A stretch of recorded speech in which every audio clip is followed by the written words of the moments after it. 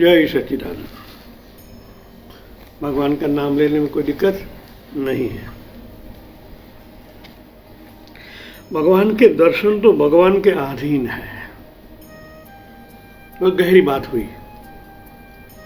भगवान के दर्शन माने प्रकाश के दर्शन, शून्य महाशून्य के दर्शन, महाप्राण के दर्शन, वो भगवान के अधीन है।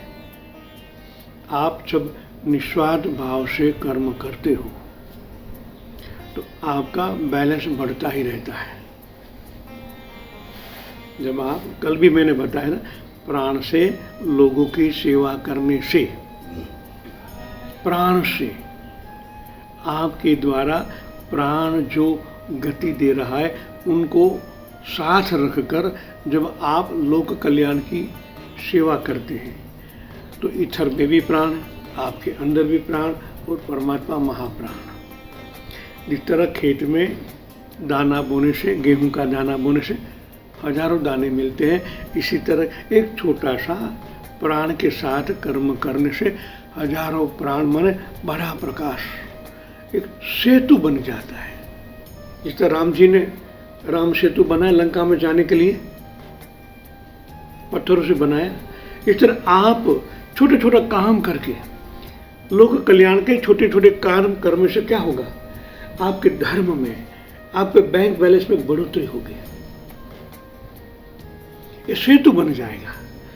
आज नहीं तो कल उस सेतु परमात्मा के साथ एक हो जाएगा। तभी परमात्मा के दर्शन होते, क्योंकि एक लिंक बनती है, प्राण से प्राण का मिलन के एक लिंक बन जाती प्राण से, तभी परमात्मा के दर्शन होते। बीच में बहुत खाई है, संसार की कहो, राग द्वेष की कहो, कई प्रकार की खाइयां को पार करने में यही प्रकाश हमको काम आता है।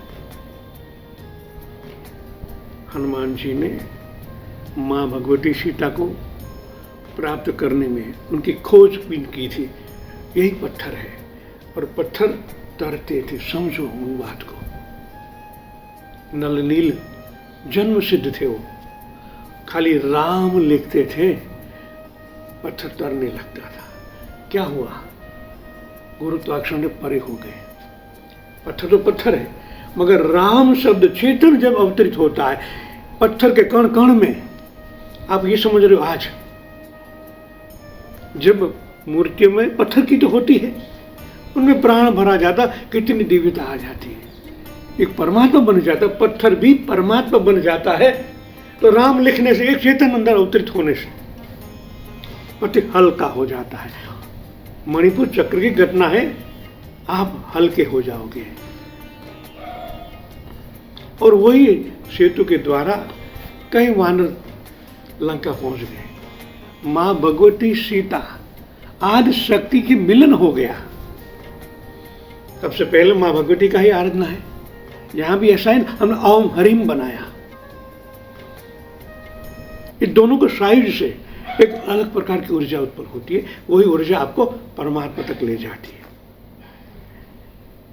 जो हमारे शास्त्रों में ये घटनाएं हैं उनको हम उस दृष्टि से देखना है। रामायण तो सब देखते हैं, मगर ये घटना जब घटती है ना, तब आप मन में स्थिर होए, तब मालूम पड़े, अरे ये कितनी विरल घटना हो रही है, शायद हमारे साथ भी हो सकती है। मगर हमें ऐसा ही राम के सेतु बनना है, पत्थरों से वो प्राण भरना है। जो अज्ञानी है, अज्ञानी में प्राण भरना है, उनको ज्ञान देना है, तो शायद वो भी तरने लग जाए। कितनी बड़ी बात हुई। उनके अंदर जब आपके द्वारा चेतन अवतरित होता है, उनका जीवन बदलाव हो जाता है। जिस तरह पत्थर में प्राण भरने से, राम राम लिखने से वो पत्थर तर सकता है, तो अज्ञानी लोग भी तर सकते हैं।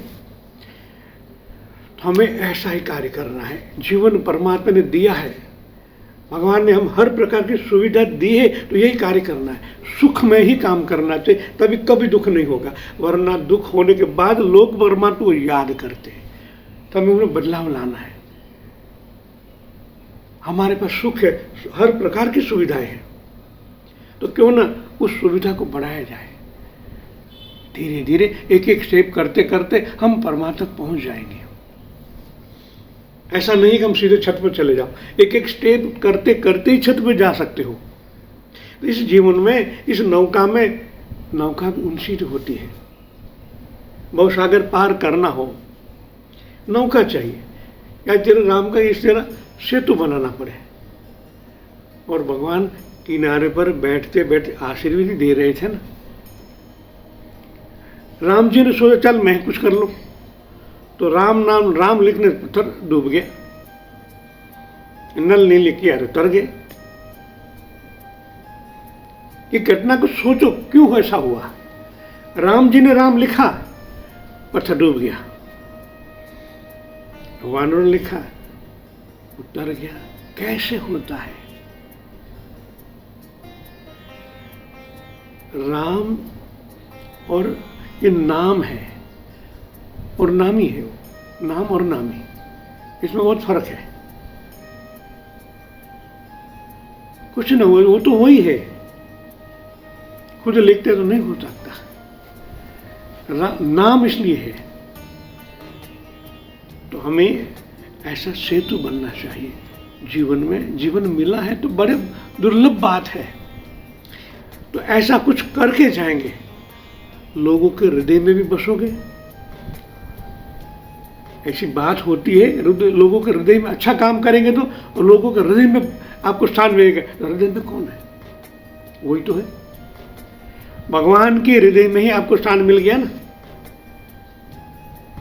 और ऐसे कहीं लोगों के दिल में आप बस गए तो परमात्मा खुद बन जाओगे। स्वामी विवेकानंद वही कहा, सब आत्मा का एक प्लस करो, माइनस प्लस प्लस करते जाओ, परमात्मा है। गुजराती में कहावत है, सब आत्मा का सरल परमात्मा।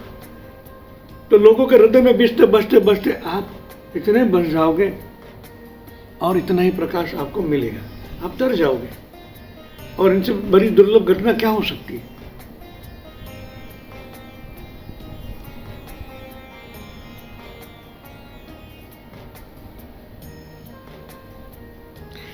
तब तो ज्ञान हम सबके हाथ की बात है। अभी हमारे हाथ की बात क्यों? भगवान का वचन है गीता में, कर्म करने के लिए स्वतंत्र हो, फल भुगतने के लिए नहीं। अभी कर्म करो, अच्छा ही करो, आपके हाथ की बात है। भगवान ने हमको मुक्ति दी है कर्म करने के लिए, तो ऐसा ही कर्म किया जाए जो जीवन मुक्त हो जाए हम। तभी कहा है, निर्गुण रूप सुलभ अति सगुण जान नाही। बालकपन और जवानी भर गई तो क्या आप मर गए? राखी हम लोगों ने कहा बताया कि बालकपन और जवानी भर गई तो क्या आप मर गए? ऐसे ही शरीर मर जाए तो क्या आप मर जाओगे? नहीं। जब हम बालक थे तभी हमारे अंदर चेतन आत्मा तो वही था, जवानी में भी वही था, अब बुढ़ापे में वही हो। बदला कौन? शरीर, आप नहीं बदले हो। आप ऐसा चिंतन करते रहेंगे तो ऐसा लगेगा हाँ मेरा मृत्यु तो है ही नहीं, तो शोक किस बात का? जहां से ये शरीर आया था वहां चला गया। और अच्छी बात है, जब शरीर नहीं चल सकता है, आंख देख नहीं सकती, कान सुन नहीं सकते, तो परमात्मा आपको नया है एक शरीर देना चाहते हैं। मगर आपका लगाव उन शरीर के साथ ही नहीं, जैसा है वैसा मेरा ही है, मैं तो नहीं छोड़ना चाहता। भगवान के पगले में तेरे को नया देना चाहता हूं। हमारी बालक बुद्धि अभी परिपक्वता नहीं आई, तब तो ज्ञान नहीं अवतरित हुआ, इसलिए हम उनको पकड़ रखते हैं। भगवान कहते भाई क्या हो रहा है तेरे को? मैं तो ऐसा है पहले जैसा एक नया शरीर देने जा रहा हूं, और तो उनको पकड़ रखा है, तो चल नहीं सकता, अभी अंध हो गया है, छोड़ इनको। तब ऐसे शास्त्र वचन, ऐसे संत लोग के जो वचन को हम याद करें तब मोह छूट जाता है और हम धीरे धीरे ईश्वरी तत्व कर मिलने आगे बढ़ते हैं। चाहे दीवार को देखें, आज जो कल गिरने वाली है, इतने प्रेम से बनाई थी, मगर उन पर भी ये प्रकृति का नियम काम करता है, परिवर्तन। चाहे स्त्री या पुरुष को देखें, परिवर्तनशील थे, परिवर्तन है, वो तो होना ही है। दृष्टि में क्या फर्क पड़ा? जब प्राण से देखोगे तो आपकी दृष्टि में कोई फर्क नहीं है, अंदर वाला वही है। सतत उनके साथ तार एक रखना चाहिए। क्या है, क्या फर्क पड़ा? परिवर्तनशील है, समय बदलता रहता है। नया मकान बनाया और ये मकान जिसने बनाया उनको उपयोग में आया ही नहीं। यही मकान की बात कर रहे हैं ना। वो बेचारे 4-6 महीने इतना प्रेम से बढ़ाया, भुगत तो न सका। यही कर्म की गति है। स्त्री हो या पुरुष हो, क्या फर्क पड़ता है? परिवर्तन तो सतत है ही। ये नियम आप 1000 बार सोचने के बाद अंतर जगत में अवतरित कर लो। आज एक क्षण है, दूसरी क्षण वो बदल जाती है। हमारे अंदर हजारों कोष मरते हैं, हजारों कोष नया जन्म लेते हैं। ये होना ही है, तभी तो हम जीवित हैं। जब कोष न मरे तो हम जीवित कैसे रहेंगे? हम भी मर जाएंगे। तो परमात्मा की कृपा, परमात्मा की सृष्टि कैसे बनाई है भगवान ने? हर हमेशा चेंज होता रहता है।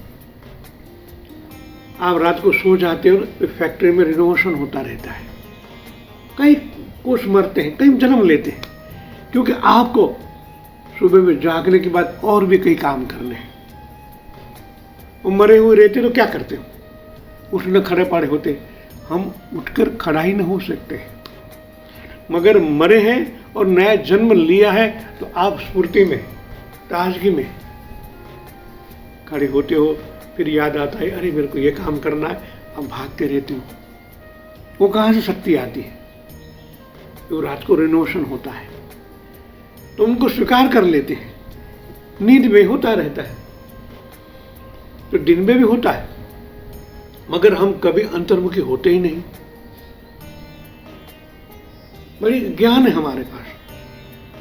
कौन करता है? कोई तो है आपके अंदर, ये बदलाव कर रहा है। कभी ऐसा सोचेंगे तो मालूम पड़ा, हाँ कुछ तो है। विज्ञान कह रहा है, संत महात्मा लोग कह रहे हैं कि आपके अंदर बदलाव होता रहता है, आप तरक्की कर रहे हैं।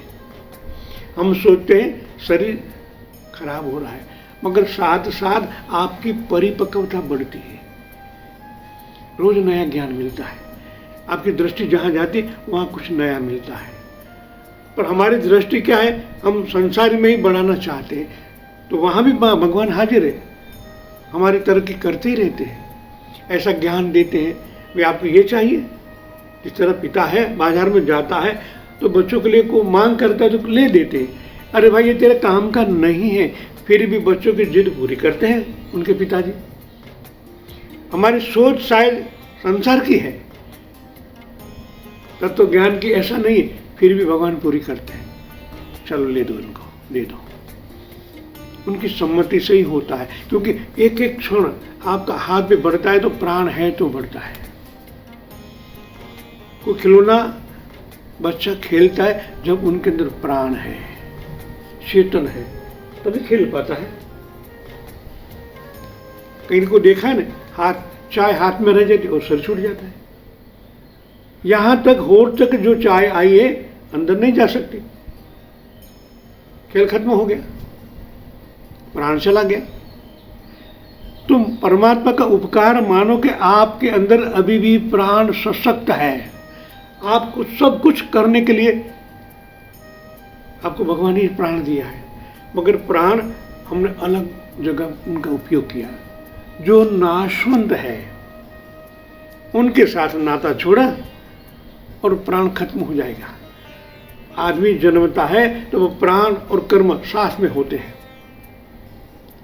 जैसे कर्म खत्म प्राण भी खत्म, ये देह को छोड़ना ही है।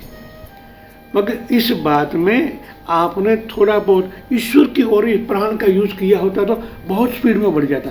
संसार में और भी कई तकलीफ के बाद मिलता है, मगर यहाँ तो प्राण के साथ प्राण, संसार और ईश्वर में भी प्राण, स्पीड बढ़ जाती है। तो इसी जीवन में आप मुक्त हो जाते हो। ऐसे तत्व ज्ञान के हमें दृष्टि से सब देखना चाहिए। जय सच्चिदानंद।